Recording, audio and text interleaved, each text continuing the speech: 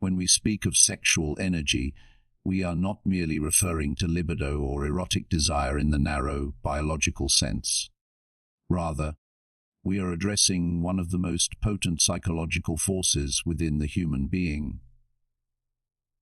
A life force that Carl Jung might have likened to the archetypal energy of the self, striving toward individuation and wholeness. Sexual energy, in its essence, is not just about reproduction, it is about creation in all its forms. It is the same raw energy that fuels great works of art, groundbreaking scientific discovery, spiritual awakening, and the desire to transcend limitation.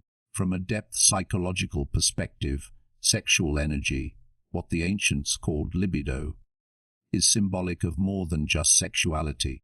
It represents the primal charge that animates the psyche, the drive behind our ambitions, our visions, and our longing to shape reality. Freud viewed libido as the engine of all psychic activity, but where he saw it primarily through the lens of repression and pathology, Jung expanded its meaning into the spiritual and symbolic. For Jung, this energy had transformative potential. It could be sublimated, transmuted, redirected toward higher goals, and integrated into the process of becoming who we truly are. To access this level of power, we must begin by acknowledging the fundamental truth that sexual energy is neutral in its origin, neither good nor bad. It is how we relate to it that determines its effect on our lives. Suppressed, it turns inwards, often festering as shame, compulsive behavior, or psychological fragmentation. Indulged without awareness, it can become a source of addiction or self-sabotage. But when consciously engaged, when integrated with intention and direction, it becomes the core energy we can use to manifest anything aligned with our authentic self. The key lies in recognizing that this energy does not belong solely to the body, it is just as much a function of mind and spirit. You feel it in your longing, in the hunger for meaning, in the tension between where you are and where you sense you are meant to be. That tension is the raw material of transformation. It is the very energy you can channel toward your desires, if and only if you have first cultivated awareness of it. In practical terms, this means becoming attuned to how sexual energy arises in you, what triggers it, what dissipates it, and what elevates it. Noticing how it responds to your thoughts, your emotions, your imagination. This isn't about repression or denial. It's about holding the energy in conscious containment, what Jung might describe as holding the opposites, so that something new can emerge from the tension, a higher form of expression, a manifestation born not just of want, but of psychological integration. So the next time you feel that surge, that pull of erotic vitality, ask yourself, what am I really hungry for? What part of my soul is trying to awaken? Because once you begin to see sexual energy not just as something to act upon, but as something to work with, you've taken the first step in turning instinct into intention and desire into creation. Sexual energy, properly understood and consciously channeled, is not just about pleasure. It is about power, not over others, but power over your own becoming. Use it wisely. Once we understand that sexual energy is not merely a physical urge, but a foundational force within the psyche, capable of creation far beyond the biological, then the question naturally arises, how do we use it? How do we take this raw, often chaotic charge and convert it into something purposeful, something generative, something aligned with what we desire most in life? This is where the concept of transmutation becomes not only relevant, but essential. Transmutation is not repression. It is not avoidance or moral denial. Rather, it is the conscious act of redirecting energy, taking its instinctual form and channeling it toward higher creative, intellectual, or spiritual pursuits. In alchemical terms, it is the art of turning lead into gold. Jung often turned to alchemy as a metaphor for psychological transformation, and here, too, the parallel is apt. Sexual energy, when left unconscious, operates in primitive ways, but when brought into awareness and directed with intention, it becomes a fuel source for self-actualization. There are practices that support this process. Breathwork, for example, allows us to move the energy upward through the body, integrating the instinctual with the intuitive. Meditation offers the container, the sacred space where we can hold desire without collapsing into it. Even visualization, when done with full emotional presence, becomes a bridge between the internal world and external manifestation. None of this is esoteric mysticism. It is grounded psychology. The psyche responds to symbols, to felt emotion, to repeated intention. When we take the erotic impulse and tie it directly to a clear image of our desired future, be it a relationship, a purpose, a creative vision, we engage the unconscious in service of the conscious will. But this requires discipline.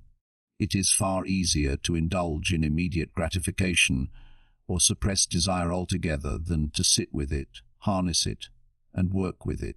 This is the paradox. True power is not found in release, but in retention with awareness. Not in denial, but in transformation. The energy must be circulated, internally first through the body and mind, and then projected outward through action aligned with vision. When this happens, a kind of magnetic field develops around you. Others feel it. Opportunities shift toward you. Your environment begins to reflect the clarity and intensity of the inner work you've done. This is not magic. It is psychological law. Energy follows attention, and sexual energy, being the most concentrated form of life force we possess, amplifies whatever we focus on. So if we remain unconscious, it fuels our fears, our compulsions, our fragmented desires. But if we become conscious, if we focus it deliberately, it becomes the architect of our reality. The invitation, then, is this: stop wasting your most potent energy. Don't leak it in fantasy or addiction or endless distraction. Instead, learn to hold it, to feel it fully, and then to aim it precisely. Desire is sacred. Use it to build a life that's worthy of it. Now that we've explored how sexual energy can be consciously redirected toward higher expression, we must ask a deeper question. What exactly are we directing it toward? This is where many people falter, not because they lack energy or will, but because they lack clarity. To manifest anything of real substance, the desire we hold must be aligned with something authentic within us, not a projection of ego, fear, or cultural conditioning. Otherwise, we are merely amplifying illusions. Carl Jung often emphasized the difference between the ego's wants and the soul's needs. The ego is concerned with status, validation, and control. It desires what it believes will protect it or make it feel significant. But these are not true desires. They are compensations for inner wounds. Sexual energy, when tied to such distortions, becomes restless, chaotic, and ultimately destructive. It feeds fantasies, not realities. In contrast, when desire arises from the deeper layers of the psyche, what Jung would call the self, it carries a different quality. It feels calm, inevitable, almost fated.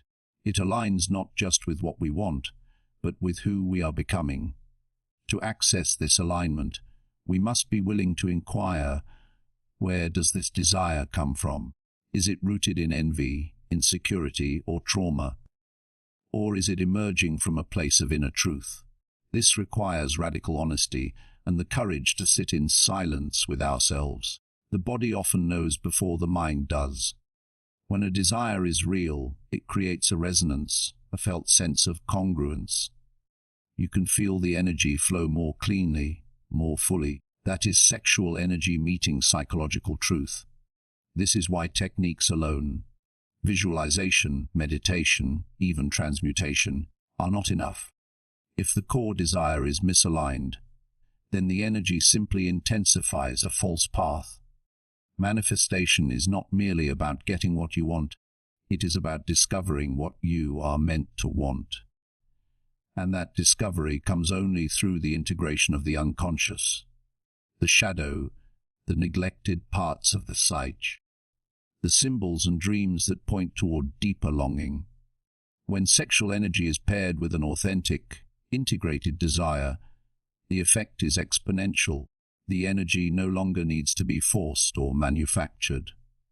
It becomes self-generating because it is flowing in the direction of truth. You begin to act, speak, and make choices with a kind of inevitability. You stop pushing and start aligning. And from this place, manifestation becomes less about striving and more about allowing the self you are becoming to take shape in the world. So before you use your energy to build, pause and ask, am I building from wholeness or from a wound? Align your desire with your inner truth, and sexual energy will become a flame that not only illuminates your path, but burns away everything false along the way. Once you've aligned your sexual energy with a clear and authentic desire, the next task is not a single decision, but an ongoing discipline. It is the daily work of containment, redirection, and refinement. This is the territory where many people lose momentum. They feel the surge of energy, they glimpse the vision, but they lack the structure to sustain it. Without consistency, even the most powerful energy disperses. And without discipline, desire becomes fantasy rather than form. Jung understood transformation not as a sudden event, but as a process, a slow unfolding of the self through time.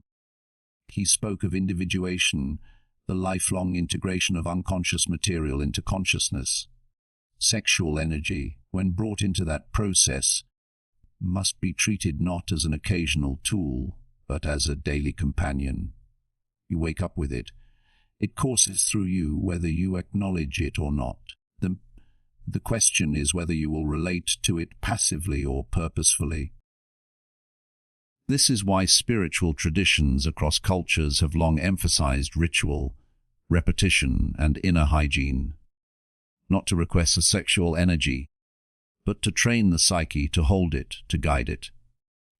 Just as muscles are built through tension and repetition, the inner container for sexual energy must be forged through consistency. Practices such as breath control, body awareness, and intentional movement aren't just wellness trends. They're forms of psychic discipline. They give form to formless intensity. But even more crucial than any technique is the habit of attention. Most people leak their energy because they are not paying attention. Caught in unconscious behaviors, seduced by distractions, enslaved by emotional reactivity. If you are to manifest anything meaningful with sexual energy, you must learn to become radically self-aware. You must track where your energy is going moment by moment. Is it being poured into resentment, escapism, scrolling, fantasy, or is it being held and focused like a beam of light? This is not about asceticism. It's about sovereignty, about becoming the master of your inner world so that you can act rather than react. And this mastery is not a one-time achievement. It is a rhythm, a practice. Jung spoke of holding the opposites, of bearing the tension between desire and restraint without collapsing into either.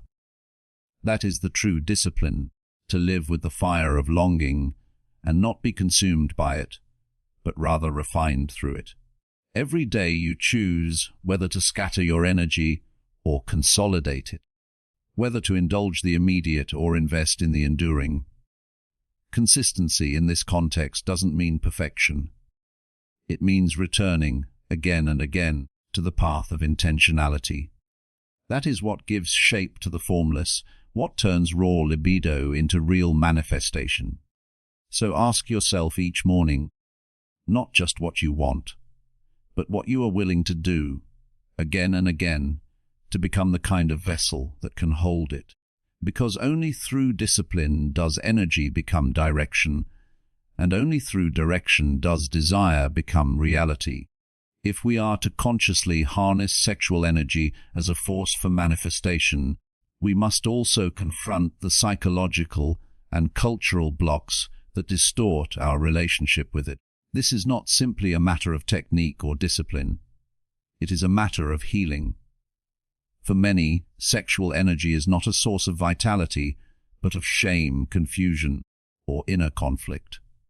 And until those hidden attitudes are brought into awareness, no amount of practice will yield lasting transformation. The energy will remain split, caught between longing and repression, drive and guilt. Carl Jung warned often of the power of the shadow, the repressed parts of the psyche that we reject or deny. In modern culture, sexuality often resides squarely in the shadow. We're inundated with images of sexuality, yet deprived of real language or wisdom around it. We're taught to fear its power, to trivialize it, or to see it solely through the lens of performance and gratification. These distortions form unconscious beliefs that sexual energy is dangerous, dirty, uncontrollable, or that it must be managed through suppression or addiction. These beliefs operate like psychic filters, limiting what we believe is possible, even desirable, to manifest.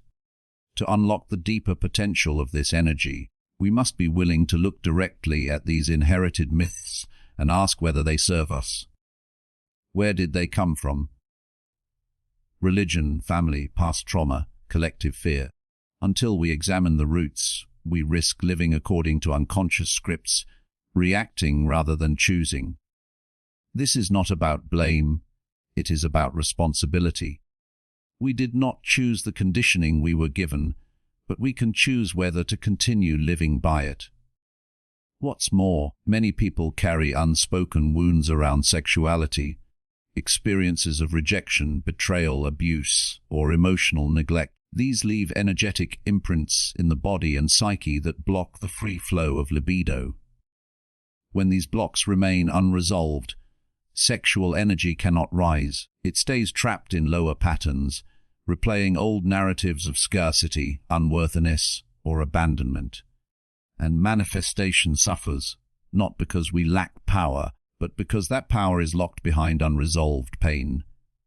Healing then becomes a necessary part of manifestation. To use sexual energy consciously, we must reclaim it from the shadow. This means embracing the fullness of who we are, our desires, our bodies, our stories, without shame. It means holding space for grief and forgiveness. And it means recognizing that our erotic energy is not separate from our spiritual life, but integral to it. It is the bridge between matter and meaning, instinct and imagination, drive and destiny. So if you find yourself blocked, don't push harder. Go inward, explore the roots. Bring light to the places you've hidden from yourself. Because only when we reclaim what was disowned can we fully access the energy that lies beneath it. Sexual energy is not something to conquer, it is something to remember. The greatest act of power is not control, but integration. Only when you face the shadow can you fully stand in your light.